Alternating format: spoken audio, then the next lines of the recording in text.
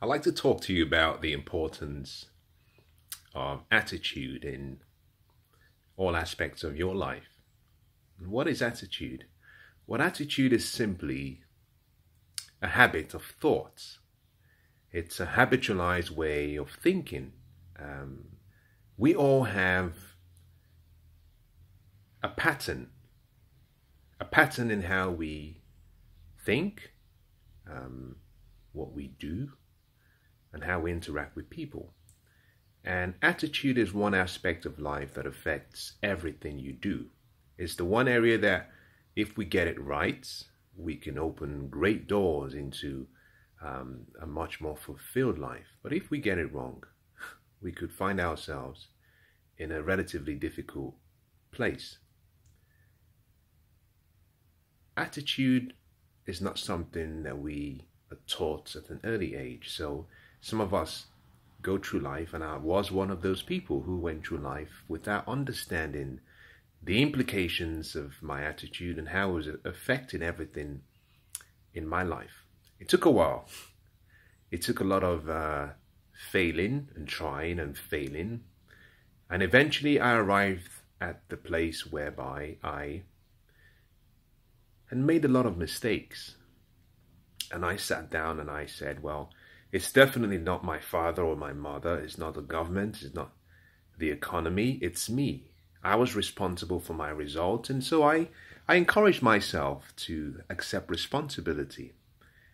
And doing so meant that I saw myself as the problem. But likewise, I saw myself as the opportunity, as the solution. In looking at what I identified as the problem or the potential problems, attitude was the first. I really had a really poor attitude. A positive mental attitude, a winning attitude, is exceptionally important. It's extremely crucial if you want to experience a much better life. Now, you may not have a good attitude, or maybe you do. You may not really understand how to change your attitude, or maybe you do. But I'd like to share some thoughts and some words that I think might be useful for those of you who have an interest in how to develop a better attitude and how to perhaps replace a habit of thought that doesn't serve you. There are three parts to your attitude, I think, in my opinion. I might push it to four, but I think there are three fundamental parts. One of them is your thoughts. The second is your speech, in other words, your words. And finally is your character. And by character, I'm also including your actions in there. So to change your attitude, you have to change each of those three parts. You have to change how you think. You have to change what you say, your internal and external words, internal speech or internal dialogue, but also spoken words. More importantly, you have to change what you do. Each of those three requires time, but it requires consistency. Understand that everything you have today is a product of what you've created. But interestingly, your beliefs are formed and are influenced by every single experience you've had in life.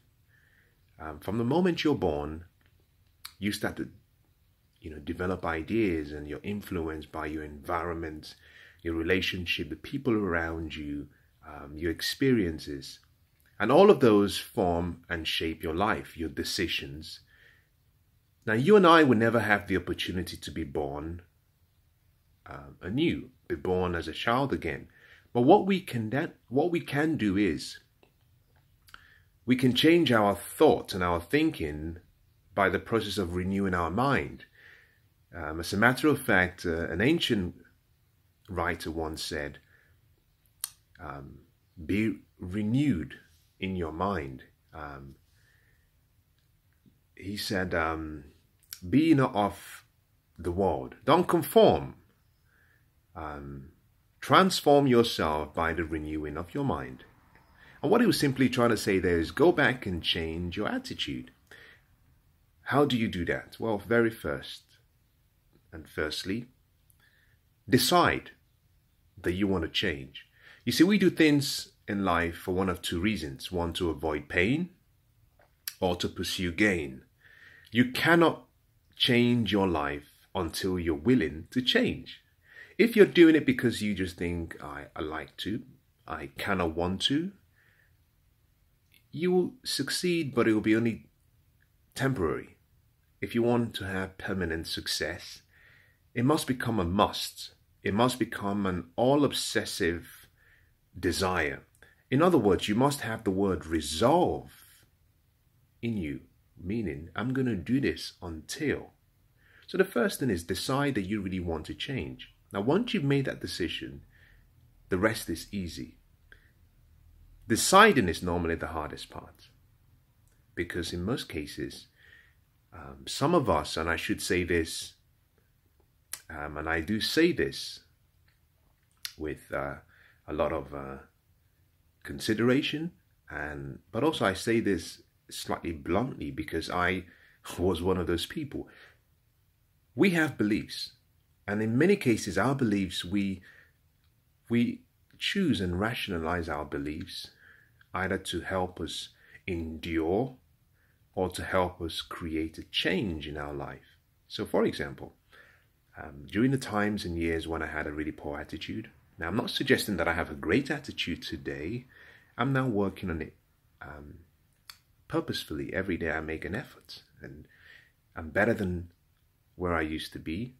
I'm certainly not where I want to be, but I'm getting there. But I used to have this poor belief that, well, this is just me. This is who I am. You either have to take me for who I am or you can forget it. Well, guess what? Most people will forget it. Everyone has a choice. But more importantly, recognize what it's doing to you. And I had a belief that I started to find comfort in the belief by saying, this is who I am. This is how I was born. This is who I was born to be. That's all nonsense. We all come into the world as a blank canvas. We can choose the life we want to live. We're not a goose. A goose can only fly south in the winter. You and I can get up, move locations, change environment. We can change our personalities. The whole idea that you have a fixed personality is false. You and I are like a blank canvas. We can paint whatever portrait we want. We can get a new blank canvas and repaint and change.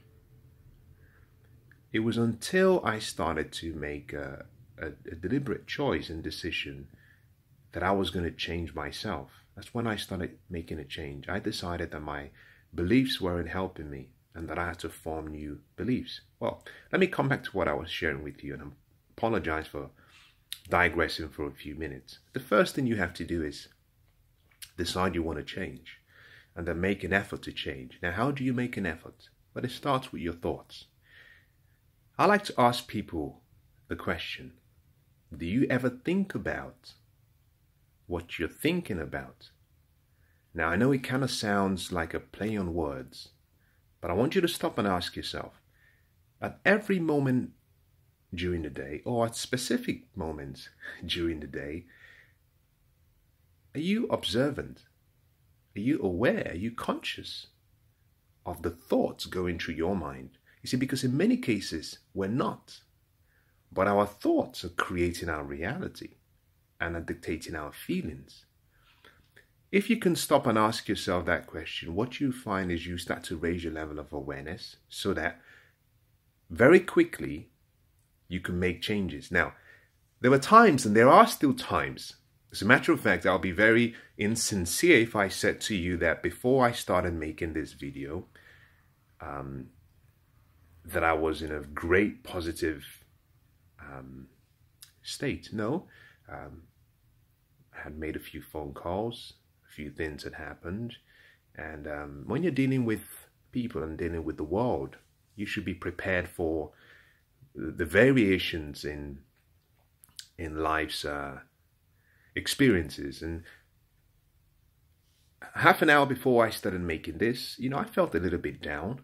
But then I asked myself the question, what are you thinking about? And I realized that I was choosing negative thoughts, and it was changing my feeling, and my mood started to change. And very quickly, I started to think of something more positive. I started to use affirmations. I started to say things that I believe that I could do. I started to think about my goals and dreams. I started to think about some of my successes in the past. And very quickly, what I found was I moved from a negative state to a positive conscious state. How? Very easy. It's called displacement. How do you get rid of one idea? Well, think about a different idea. Keep your mind fixed on that idea long enough, and very quickly it pushes the old idea away from your mind. So the first thing you have to do is become aware. And as soon as you're aware, don't beat yourself up. Don't beat yourself up. We all have moments. Some of us stay in those moments, but every one of us will have days when things don't work out right. You have a crisis, you have problems to deal with. It's a sign of being human. Welcome it. But the point is, don't dwell in it.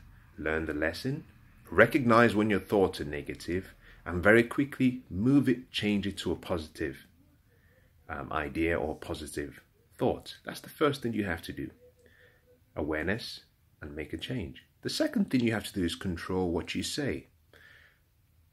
Our spoken words are powerful.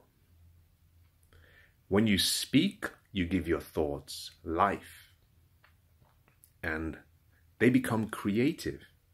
Now, in you as a thought, they are still creative. Spoken, this is what one person said. My words will never return back to me void. They will accomplish that to which I send them. So, for example, if I said to you that I think you are great, and that I think you have a great future ahead of you, and that I wish you well, and that I hope that the goodness that you're going to experience, that I get to experience that for myself. You see, what I've done now is I've wished you goodwill, and I've wished it back to myself. Now, sometime in the future, I may not be able to explain how it happens. I may not even recognize when it happens. There might be some good deed that is done to me by someone else or some circumstances.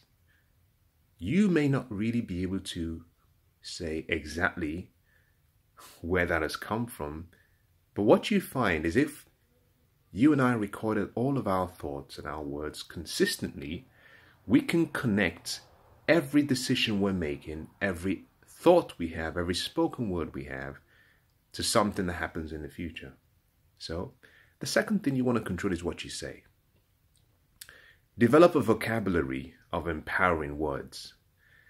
Amazing, beautiful, fantastic, exquisite, interesting, excited, delightful, great.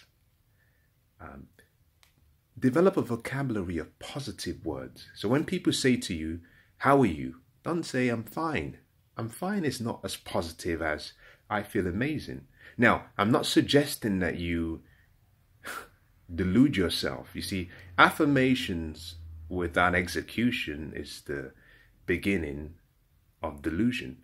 What I'm simply saying is combine faith and hope with expectation. Now, you might not be feeling well. Now, to give you a good example, a friend of mine asked me a few days ago, how are you? And I was starting to observe. I said to I replied to her, but I observed because I asked the question, and they responded that they weren't feeling too well. Now, they were overcoming a cold.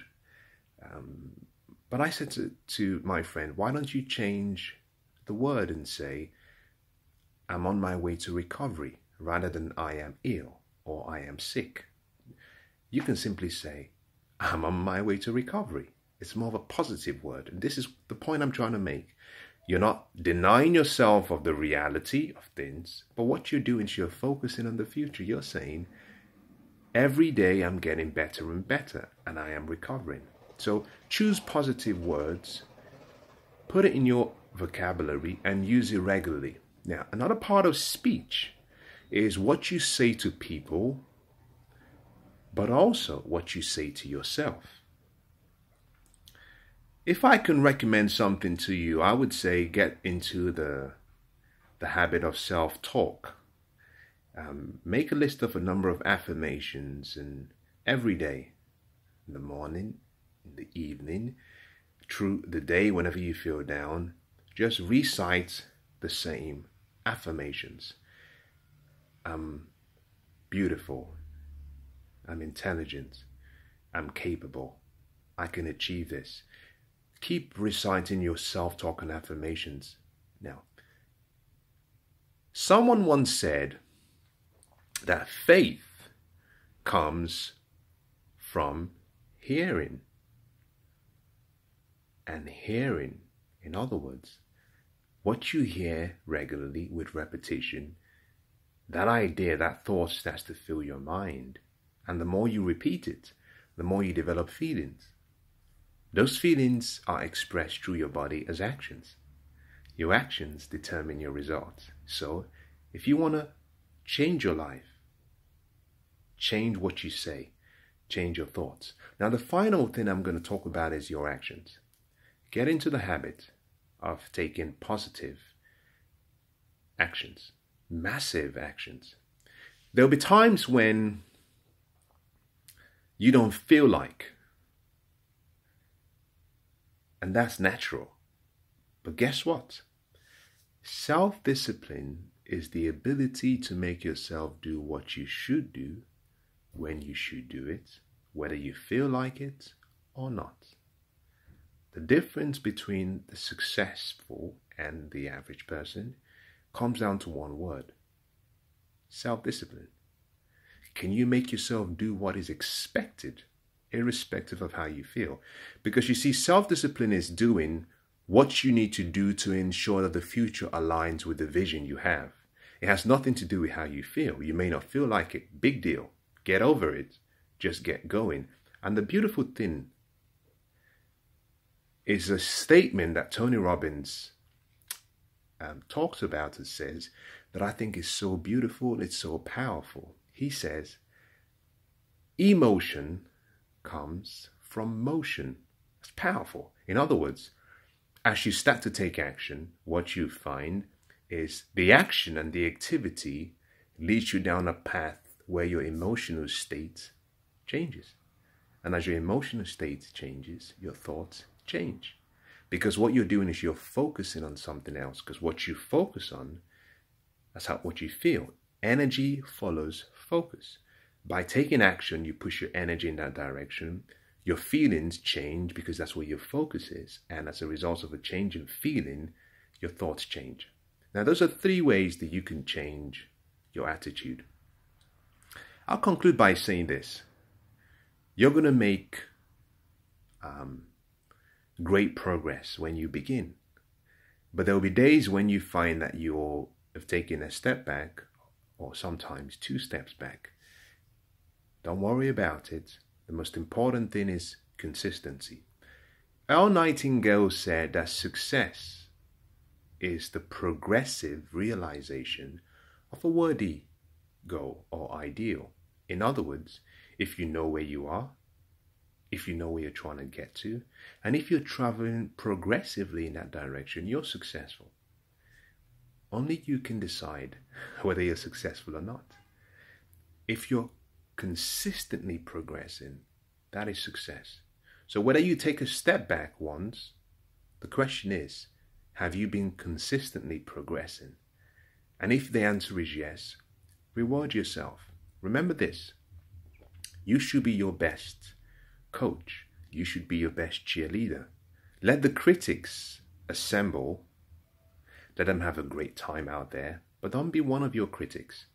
Acknowledge yourself if you've perhaps deviated from your plan. ask yourself the question, what could I do to get back on track, and immediately take a step. And what you find is, in a short while, you'll be exactly where you want to be. It'll happen so quickly that you'll get there, you'll keep journeying past, and you realize, oh, I have achieved my dreams and goals. I'll leave this last statement with you. A positive mental attitude and a winning attitude will take you to places that you can only dream of. And I hope it does. Now, if this has been useful to you, I'd like to know. If you have questions, I'd like to hear about it. More than anything, if you have a challenge, if you have something that perhaps you're struggling with and you need some guidance on, I'm always available to help. You can write me directly on Instagram. You can do it publicly.